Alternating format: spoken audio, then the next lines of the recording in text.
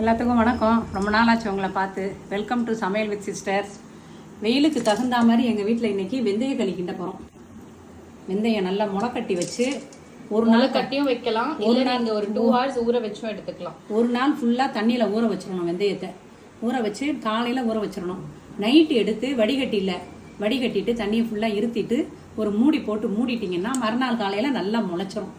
அந்த வெந்தயத்தை எடுத்து டப்பாவில் போட்டு ஃப்ரிட்ஜில் வச்சுக்கிட்டு கொஞ்சம் கொஞ்சமாக நம்ம யூஸ் பண்ணிக்கலாம். இது 5 மணி நேரம் இட்லி அரிசி. இது 5 மணி நேரம் நல்லா ஊறணும். வெந்தயத்தை நல்லா பொங்க அரைச்சிடுங்க. தனியாக அரைக்கணும். ஃபஸ்ட்டு இந்த மாதிரி நல்லா அரைச்சிக்கணும். வெந்தயத்தை கொஞ்சம் கூட திப்ளி இல்லாமல் நைஸாக அரைச்சிக்கோங்க. தண்ணி ஊற்றியும் அரைச்சிக்கலாம். ஸோ நம்ம வெந்தயத்தை அரைச்சு அதை சும்மா பேனில் ஊற்றி வச்சுருக்கேன். இப்போ அரிசியும் அரைச்சி ஊற்றிட்டு அதுக்கப்புறம் ஸ்டவ் ஆன் பண்ணிவிட்டு கிண்ட ஆரம்பிச்சிடலாம். 1/4 டம்ளர் வெந்தயத்துக்கு 2 டம்ளர் இட்லி அரிசி நல்லா நைஸாக அரைச்சி அது கூட நம்ம ஆட் பண்ணிக்கிறோம். ஆல்ரெடி அரைச்ச வெந்தயத்தோட ஸ்டவ் ஆன் பண்ணாமல் ஆட் பண்ணிக்கிறேன். இது நல்லாவே திக்காக இருக்கும். ஸோ இன்னும் கொஞ்சம் கூட தண்ணி ஆட் பண்ணி தேவையான அளவு சால்ட் ஆட் பண்ணி நல்லா மிக்ஸ் பண்ணிக்கலாம். ஸோ இது கூட ஒரு 3 டம்ளர் தண்ணி சேர்த்துக்கலாம். நல்லா தண்ணி கன்சிஸ்டன்சியில் சேர்த்துக்கலாம். ஏன்னா நல்லா கெட்டியாகும் நமக்கு.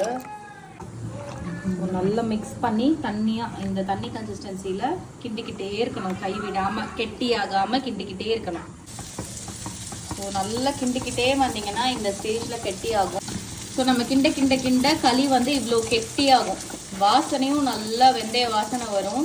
கை விடாமல் கிண்டிக்கிட்டே இருக்கணும். அப்போ தான் கட்டி ஆகாது, இல்லைன்னா பயங்கர கெட்டியாகும். நான்ஸ்டிக் இல்லை கிரானைட் பேஸ் இருந்துச்சுன்னா உங்களுக்கு ஈஸியாக இருக்கும்.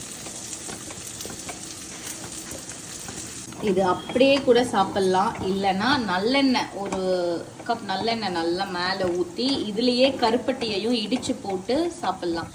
நாங்கள் என்ன பண்ணுவோம்னா இது அப்படியே ஒரு பவுலில் எடுத்து கவுத்தி நடுவில் ஒரு ஓட்டையை போட்டு நல்லெண்ணெய் ஊற்றி அதில் கருப்பட்டியை போட்டு சாப்பிடுவோம். சூப்பரான வெந்தய களி ரெடி. இதில் நல்லெண்ணெய் ஊற்றி இதில் கொஞ்சம் கருப்பட்டியை போட்டு சூப்பரான களி ரெடி. இந்த வீடியோ பிடிச்சிருந்தா மறக்காமல் நம்ம சேனலை சப்ஸ்கிரைப் பண்ணிக்கோங்க.